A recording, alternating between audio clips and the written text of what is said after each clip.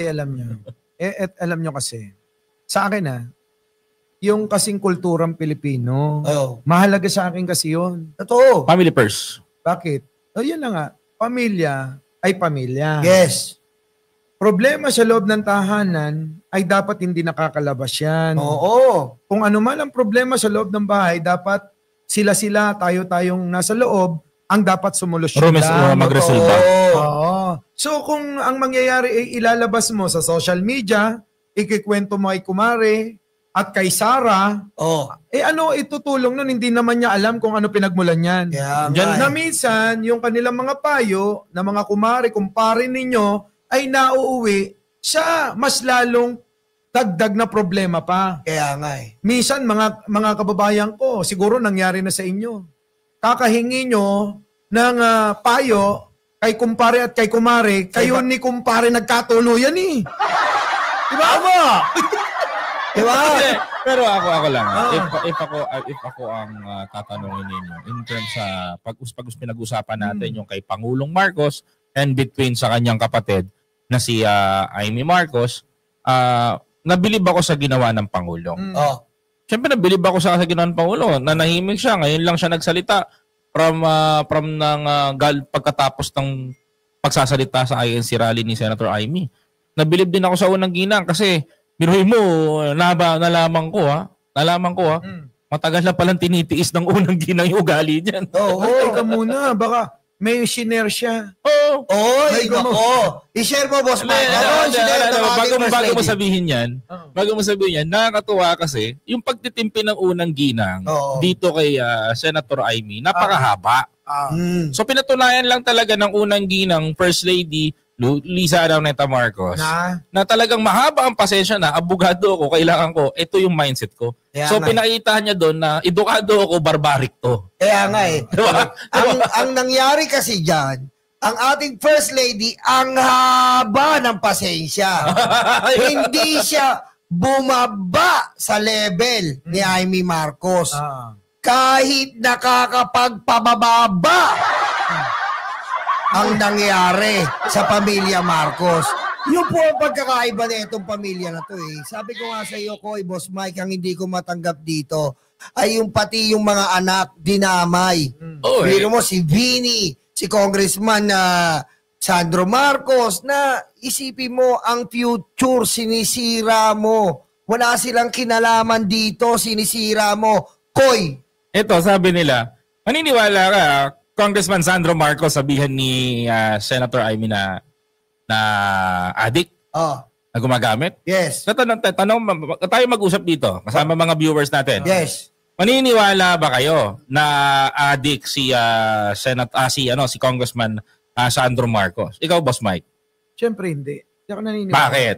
Nakita naman natin Ito na lang Kung sabi nga ni Manang Amy, buong pamilya daw addict. Nakita ko yung video kamakailan lang si Vinny. Nakisalamuha ng parang normal na, ordinaryong tao lang. Yes. Pinalabas ko yan kanina. Kagabi yata.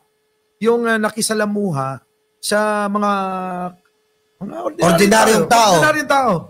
Na nakahubad, na dahil yun din yung mga itsura ng mga tao. Kasi boss, mahilig yan sa sports, skateboard. Di, yung bang kayang makipagsalamuha ng kahit na sino. Ibig sabihin, nakakaisip ng tama. Yes. Kasi alam naman natin na kapag ka-addict, hindi makakapag-isip ng tama. Tamang hinala. Yes, sino ang tamang hinala? Si Sarah at si Amy. Sila yung totoong tamang hinala. Tama. Ang addict, tamang hinala lagi. Tulad ng mga DDS. Tamang hinala na addict si Pangulo. Dapat pala tumakbo yung mga TH party list. Kayo lang naman ang mga addict, tamang hinala kayo lagi. Tsaka titignan natin, una-una, sa level ng family. One of the best na nakita ako dito kay Congressman Sandro Marcos. He's very humble. Yes. Napaka-firm niya magsalita, mahinhin, mahinahon, pero may dating at bigat. Kung ito ko sa kanya, malabong maging addict ang isang tao na to sapagkat titignan mo ang itsura, alam mo itsura ng addict. Ito na lang Diba? Huwag na tayo lumayo. Kumpara natin. Kanino? Sandro versus Baste. Ay putik, grabe yun. Pag tinignan mo yung itsura, parang hindi na nalalayo kay Banat Bay. Hindi kasi, Tapos tatawagin niyang Charis. Oo. Kita niya naman kapag tumayo, ito pa may issue. Ano? Iba daw yung tatay ni Sandro. Oo. Putik na yan. Ikumpara nyo si Sandro kay Apo Lakay. Oo. Pag pinagtabi nyo, Iisa. parang iisa. Oo. Lakad, tindig, itsura. Diba? Ni ano, ginagawa Mini kasi Marcos nila, Sr. ginagawa nila. Tanim intriga. Oo, tsaka kung talagang iba-ibang mga asawa, si Digong may gawa niyan eh. Kaya nga. Ilan na ba naiyot yan? Sorry. Wala tayo sa Radyo Pilipinas, pwede na. Pakat po, direct, pakikat po. Salamat po. Ilan na ba na beembang yan? Ito, susundan ko pa. Si Bini at saka si Kitty. Tignan nyo naman itsura. Kahit maghubad silang dalawa. Makikita mo sino matino at saka yung sino yung pabaya. Tama. Pabaya sa katawan niya. Di ba? Nakita mo si Chong Kitty doon sa ibang bansa, lumalaklak. Kaya nga, binubuhusan ng alak. Parang anak ni Tulpo. Dapat ang magtropa, alam nyo, si Kitty at saka yung congressman ng ng Quezon City. Di ba? Magkaroon si Kitty at saka yung congressman ng Quezon City. Yung anak ni Tulpo na gumastos ng milyon-milyon. Sa Las Vegas pa. Las Vegas, Nevada. Hindi pa nagkasya sa BGC. O kaya sa Timog Nabantayan mo na yung distrito mo. Abay, nag-enjoy ka pa. Kumita na yung bar sa Quezon City at saka BGC. Kumita pa yung Las Vegas. Pinakita, ibang bansa pa. Matindi. Pero ito para sa akin. Ito pa, may hindi nakakaalam pa sa pamilya nila. Meron tahimik na kumikilos. Tahimik na tumutulong. Tahimik na nagpupunta sa mga, ayaw niya ng publicity. Yung mga anak ni Presidente, mostly, si Bini, alam ko yan. Kilala nyo, sino tong tahimik na isa? Pwede si Bini. Bukod kay Bini, meron pa isa.